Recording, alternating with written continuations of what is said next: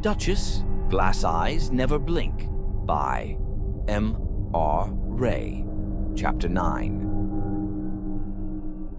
The house looked the same as it always had, but as Willy sat in the Uber, he couldn't shake the crawling dread that waited for him inside. The light was off. The windows were dark. Nothing moved. Still, he was certain the cat was inside. The seatbelt pressed against his collarbone. He shifted and then stopped. His hand closed around the door handle, loosened, then closed again.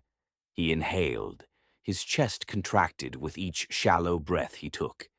The driver glanced at him in the rearview mirror as if to say, "You good?" Willy caught the gaze and imagined a hidden judgment, a silent verdict on his inability to step out. The silence thickened in the air, echoing his inner struggle.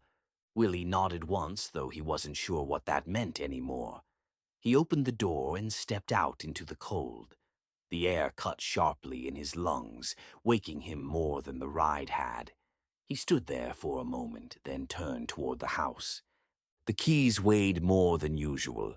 He dropped them once, then again, the metal clanging on the concrete. On the third try, he found the right one and unlocked the door. Inside, the air was stale.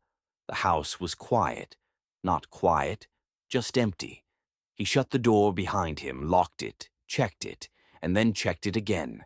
The keys went into the bowl by the door. He listened. Nothing moved. The living room was exactly as it had been left. The bloodstain on the carpet had darkened to a brownish hue, soaking deep into the fibers. The couch cushions were out of place. The television was off. There it was. The cat. Its eyes glowed in the dark, reflecting light from an unknown source. The collar rested neatly around its neck. The rings hung in a clean row, evenly spaced.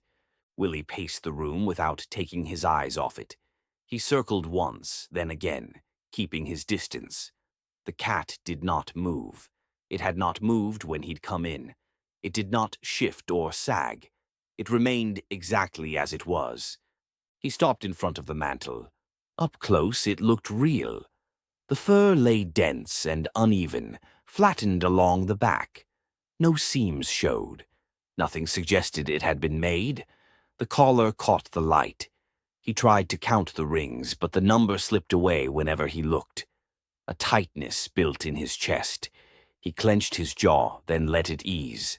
A faint metallic smell filled the air, thin and stale, like something that should have been cleaned but wasn't. His hands curled and uncurled at his sides. Enough. He turned on his heel and headed for the garage. The air inside was colder. He took the shovel from its hook and crossed the yard to the bare patch near the fence, where grass never grew back. The ground was hard. He drove the shovel down, levering up the first slab of dirt. It broke unevenly.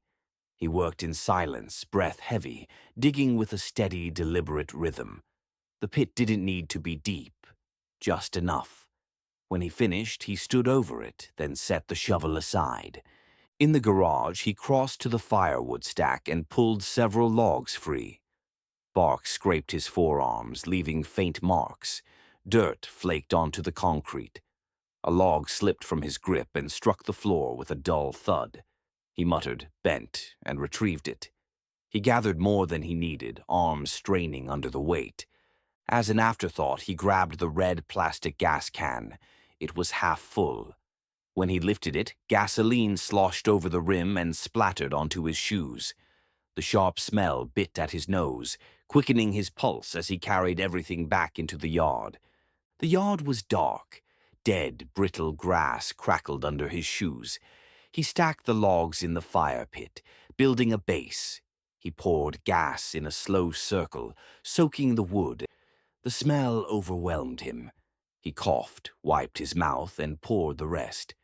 He stepped back and forced himself to breathe, in through his nose, out through his mouth.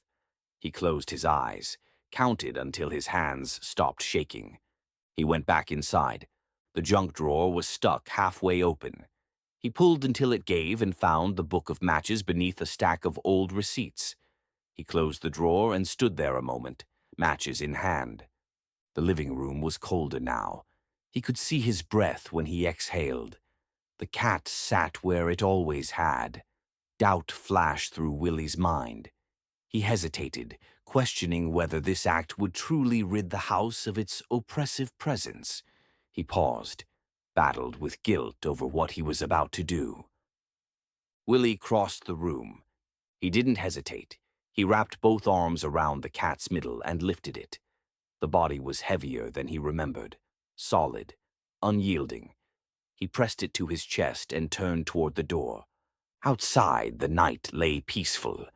The only light came from the moon and the soft luminance behind him. He set the cat upright in the center of the pit, steadying it for a moment before stepping back. His hands quivered as he struck the first match.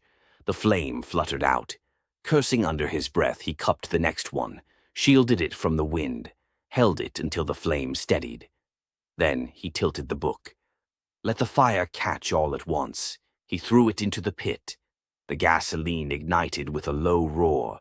Just before it burst to life, a sharp hiss escaped from the pit, a precursor to the chaos that followed. Heat rushed outward, stinging his face and arms. The flames climbed fast, curling around the logs and rising higher. The cat sat in the center of it all, untouched at first. The fur darkened, the tips curled and blackened. The glass eyes reflected the fire in tiny points of light. Willy watched. The flames crept higher. A seam along the jaw split open. The face warped and sagged. One glass eye cracked with a sharp sound and collapsed inward. The other held for a moment longer, then burst. Then the odor hit him.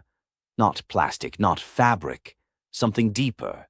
Thick and sour and unmistakably animal. His stomach clenched. He swallowed hard and stepped back, breathing through his mouth. The body twisted as the structure failed. The head tilted, the spine bowed. A sound escaped the fire, not loud, not clear, then was gone. The crackle of burning wood filled the space it left. The surface burned away in uneven patches, exposing white beneath. The joints loosened as the heat worked through them. The tail dropped into the coals and turned black. The collar sagged as the body beneath it gave way. One by one, the rings slid free and fell into the fire, glowing briefly before disappearing into the ash. Willy stood there until the shape collapsed in on itself, until the flames died down and the pit glowed dull red, until the smell faded enough to breathe again. A faint crackle, like bones shifting in the embers, made him pause. He held his breath, but only for a moment. The night was silent, yet every nerve in him braced for something to emerge from the ashes. Nothing happened. He relaxed. When the embers dimmed, he turned away and went back inside. Smoke and gasoline clung to him. He didn't consider changing. The mantel was empty. He stood in the center of the room and waited for something to happen. Anything. The unease of being watched, being judged. But nothing came. He sat in his recliner and stared at the mantel. He closed his eyes. Sleep came quickly and without dreams.